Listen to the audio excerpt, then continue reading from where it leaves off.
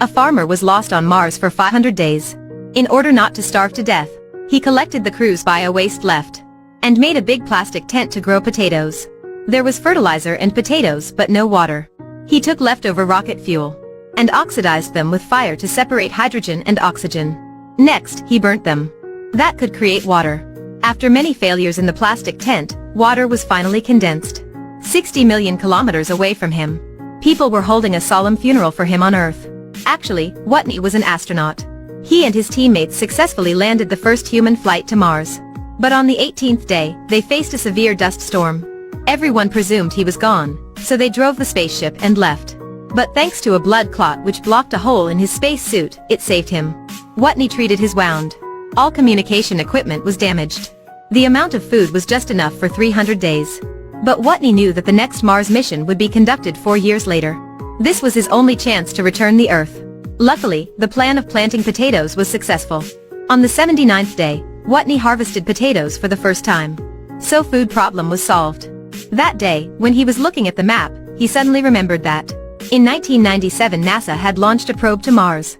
So there must be communication devices on Mars. Watney took the rover to find it. At NASA, after announcing Watney's death, they realized signs of life through satellite images of Mars. This extremely surprised everyone. After analyzing Watney's actions, they also guessed his intentions. They immediately restarted the probe that year.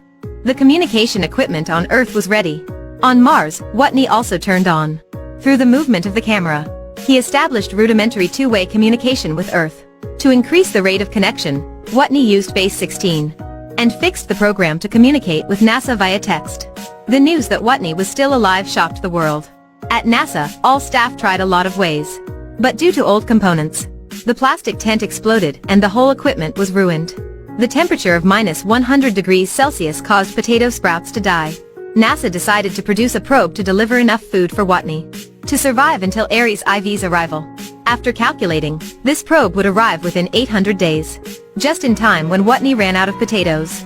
But launching a rocket wasn't a game, because the preparation process was too hasty. The rocket exploded soon after liftoff. On Mars, Watney had been eating potatoes for 100 days. Gradually he also lost all hope. He even recorded his last words. Just as the whole world felt sorry for Watney, the China National Space Administration decided to help them. They actively stopped development of a classified booster rocket to turn to help NASA. With China's support, NASA immediately took action to prepare for the second rocket launch. But they had to prepare a bunch of work, so it also took them dozens of days to complete. Moreover, even if the rocket didn't explode this time and successfully landed on Mars, Watney would have starved to death a long time ago. But there was a ray of hope. They still hoped. The rocket must be launched. Right at that moment, an expert proposed an alternative plan. The two-way spaceship could be used, and they should cancel food delivery plan. After landing Earth, they took advantage of China's rocket to provide enough power for the spacecraft. Next, the spacecraft would circle the Earth, and they would use cosmological dynamics and Earth's gravity to slingshot to accelerate and shoot the spacecraft straight to Mars.